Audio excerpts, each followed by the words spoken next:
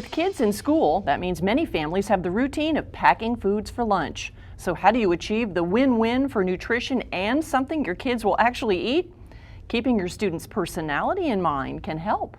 Hi, I'm registered dietitian Carolyn O'Neill. Whether the cafeteria-bound containers are festooned with Hello Kitty, Monsters Inc., or whatever's in at the moment, the foods inside should be customized to fit your student's age, activity level, and personal style. So think about the personality of your student when planning lunch. Teens active in sports need a big hearty lunch, while the shy first grader might rather nibble on smaller bites, such as string cheese sticks, whole grain crackers, baby carrots, and cut up fruit. What about the teens and tweens, focused on anything but the lunch at lunchtime?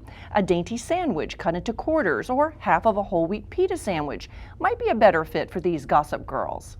No matter what's on the menu, the best guide to use is the USDA's MyPlate nutrition icon. This visual for healthy eating shows you that half the plate or lunchbox should be filled with fruits and vegetables, a quarter whole grains, and the other quarter lean protein. To complete the meal, add a cup of low-fat or fat-free milk. Choose lean proteins such as sliced turkey, roast beef, or deli ham to maximize nutrition and minimize calories.